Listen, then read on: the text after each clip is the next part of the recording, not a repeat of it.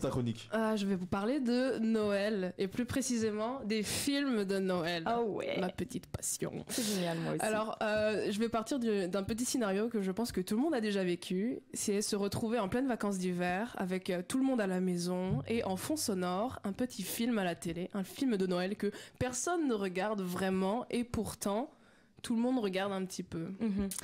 Et donc, c'est un véritable rituel de fin d'année, les films de Noël qui pullulent sur toutes les plateformes de streaming, de télévision, au cinéma. La production de films de Noël est aujourd'hui une véritable industrie, avec les films de Hallmark, Lifetime, Netflix, HBO Max, Disney, et j'en passe. Ah ouais? Ouais. En 2022, les géants de la production ont sorti à peu près 170... Ah non, excusez, 170... On parlait des origines, et ben voilà. On va couper le stream. On va te renvoyer à Paris, toi. On va te renvoyer à Aix-en-Provence. Du fromage et boire du vin. Je suis toujours un peu fébrile quand je dois dire un chiffre. Oui, baguette. Enfin, nouvelle histoire, tout est relatif, soyons bien d'accord. À lui tout seul, TF1 diffuse à peu près 20 films de Noël par semaine. C'est un truc de dingue. Mais c'est pas tout le temps les mêmes. Mais tu sais qu'à n'importe quelle heure, je peux arriver chez ma mamie, elle regarde un film de Noël. C'est ça. N'importe quel jour de l'année, n'importe quelle heure, il y a un film de Noël qui passe. Il y en a 160 toute par l'année an en plus. Mais je crois qu'elle les enregistre et qu'elle les regarde en boucle. Je sais crois pas. Il y a moyen. Vraiment, j'arrive chez ma mamie, c'est Les Feux de l'amour ou un film de Noël. Les Feux de l'amour, ça aussi c'est un autre sujet. En décembre ou pendant toute l'année? Toute l'année. Ah ouais, ok. Mais les Feux de l'amour, ça n'a pas de fin, hein, de toute façon. Non. Ça n'a pas de fin. Mais du coup, qu'est-ce qu'un film de Noël? Il y a deux types de films de Noël. Il y a évidemment la comédie romantique qui se passe dans une période de Noël. Où c'est un scénario qui se répète un petit peu à la fois et où on peut identifier... Oui. Laisse-moi ici, s'il te plaît. Laisse-moi ici. Attends, non, je fais le scénario après. Okay. Mais si tu veux, après, tu pourras faire des scénarios voisins si tu veux après. Et le deuxième, c'est un film normal, mais qui utilise l'ambiance de Noël, tout simplement sous un fond sonore de Noël ou qui se passe pendant l'hiver. Tac tac. Et donc tout tac. Tout à fait. Tout à fait. Donc ce petit plaisir coupable ne date pas d'hier et j'ai essayé de savoir quelle était la recette magique pour un bon film de Noël, pour savoir pourquoi est-ce que ça marche si bien. Eh ben, il y a 3 petits ingrédients et le premier, c'est le fait que ce soit prévisible, tout simplement. Souvent mal joué et très prévisible, les films de Noël sont souvent le même type de scénario. Tu m'as devancé, une jeune femme vivant à New York qui connaît une carrière de journaliste couronnée de succès. C'est exactement ça à quoi je pensais. Elle se rend dans une petite ville natale pour diverses raisons et boum, elle se retrouve propulsée à la campagne. Elle apprend à s'adapter au détour de plusieurs situations toutes rocambolesques et boum. Cocasses. Au fil de ses péripéties, elle va tomber amoureuse d'un bel étalon simple, mais qui fait preuve de beaucoup d'intelligence. On dirait une comédie française basique. Adieu le fiancé qui est resté à New York. Elle tombe follement amoureuse et décide de tout quitter pour rester à ses côtés. Oh là là, j'aime tellement tes mains rustiques. Et ton chapeau de cowboy. C'est vraiment une comédie française de base. Non mec, c'est un film de Noël. Parce que New York. Toi, t'avais pas TF1, toi. Il avait pas TF1. Non, j'avais pas, mais il avait un bidet. Ça se sent. Mais il avait un bidet. Et ça vaut 10 TF1. Petite référence à l'émission de la semaine dernière, les fidèles qui nous écoutent. Alors, non mais c'est le film de Noël, c'est incroyable, c'est un truc. Et là, t'as justement la fille de la ville qui va à la campagne, machin, son fiancé, riche, qui a beaucoup d'argent, mais elle tombe amoureuse de l'artisanat, machin chouette. L'artisanat. Non, mais c'est vrai, t'as ce scénario-là. Oui. C'est Rocky 4 en fait. C'est Rocky 4. Voilà, c'est tout. Rocky 4 c'est un film de Noël.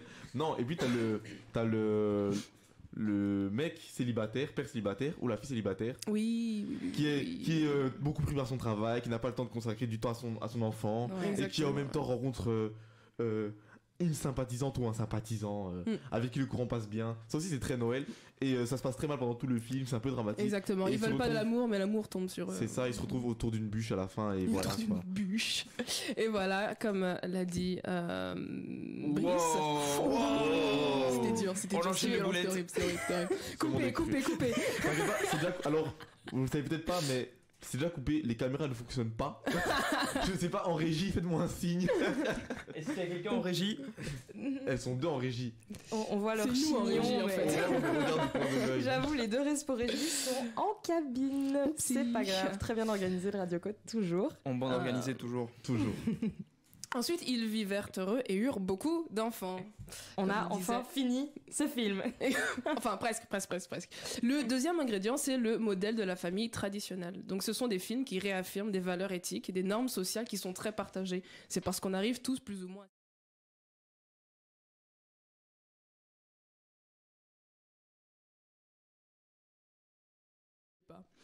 Et donc avec ces codes qui sont très rodés, ça nous permet en fait de pouvoir écrire nous-mêmes ces histoires et de faire en sorte qu'elles nous plaisent.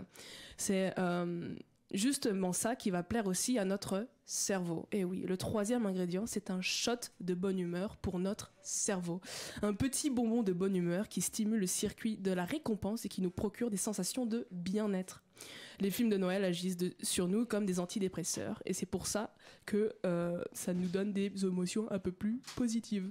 Mais pourquoi est-ce qu'on aurait besoin d'émotions un peu plus positives en hiver ? Parce qu'il fait nuit à 16h. Voilà, exactement. Et parce qu'il fait froid, parce qu'il fait moche, parce qu'il fait noir. Et oui, pour ceux qui ne savent pas, l'hiver c'est une saison où nous sommes plus susceptibles d'avoir une petite baisse de morale, une petite fatigue, plus communément appelée la dépression saisonnière.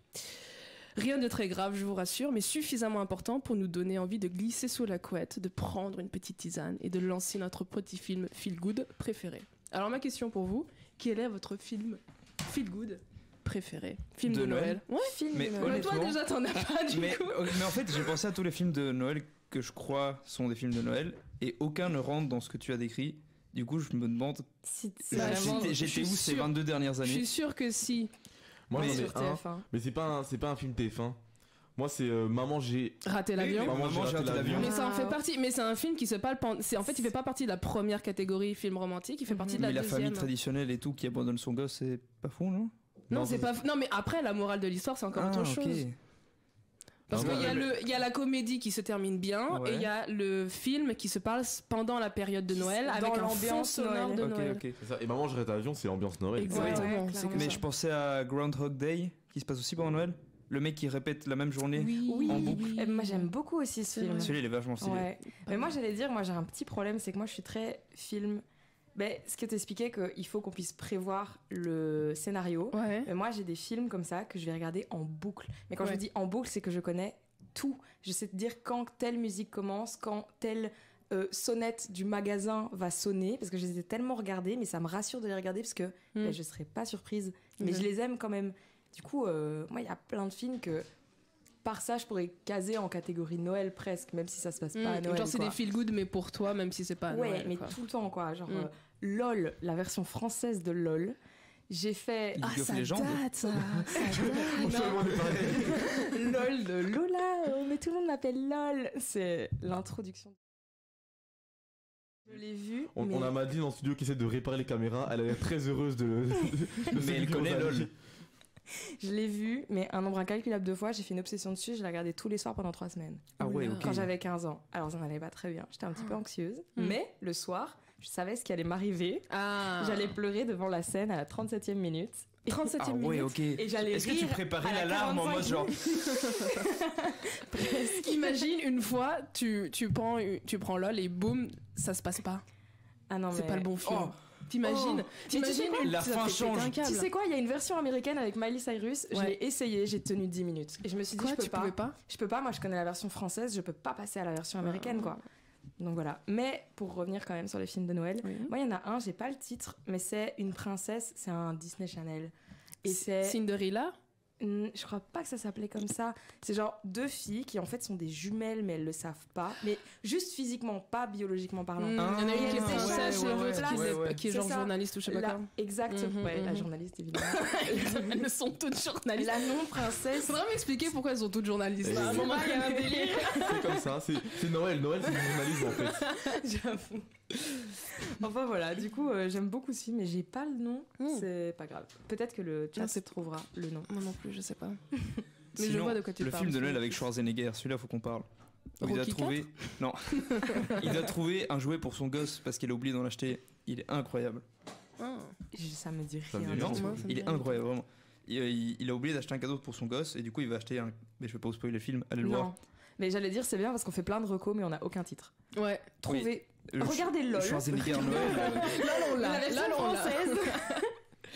Et toi, Brice, du coup? Moi, c'est Maman, j'ai raté l'avion. Ah, Maman, j'ai raté l'avion. Un bon vieux classique. Vraiment, ça me tordait de rire. J'avoue que ça fait un petit moment que j'ai pas revu. Ça fait peut-être 7-8 ans que j'ai pas revu. Viens, on fait une soirée film et on le regarde. Maman, j'ai raté l'avion. Bah, franchement, je suis chaud. Parce que lui, avec un bon chocolat chaud. Je suis tombé sur une vidéo qui analysait combien de fois les voleurs seraient morts si c'était vraiment arrivé. Beaucoup. Mec, les pièges de malades qu'ils ont mangés. Et nous, avec mes cousins, il y a un truc qu'on faisait. J'ai envie de leur faire une dédicace, mais ils sont au Canada, donc je doute qu'ils nous écoutent actuellement. Mais un truc qu'on faisait, c'est qu'on s'amusait à jouer à Maman, j'ai raté l'avion. Donc t'en avais deux qui étaient dans la chambre et qui étaient qui faisaient les pièges, et t'en avais un qui jouait le cambrioleur et qui essayait de contourner les pièges, quoi, pour venir cambrioler. Wow. Et on s'amusait comme ça, et on faisait ça franchement tous les week-ends. Dès que j'allais dormir chez eux, on jouait à Maman, j'ai raté l'avion le soir, et on était très heureux comme ça. Donc ouais, Maman, j'ai raté l'avion, ça m'a bien marqué. Les jeux d'enfance comme ça, on fait en famille. Alors là, le piège électrique. Moi, j'avais un Ici, le lance-flamme. On essaie de pas le faire, ça. J'avais un bon vieux Colamaïa, c'était tout aussi dangereux. Ouais, c'est ça. Moi, je jouais aux Wings. Les Wings. On joue aussi aux Wings, t'inquiète pas. J'étais le Prince Sky. Bon, merci beaucoup Naomi pour cette chronique, elle était excellente. C'était remarquable. Oui, franchement, on a bien rigolé. Voilà, et on s'excuse auprès de Twitch pour l'absence d'image. Vous vivez l'expérience radio à 100% là. Exactement. On essaie de réanimer les caméras, mais c'est un peu compliqué.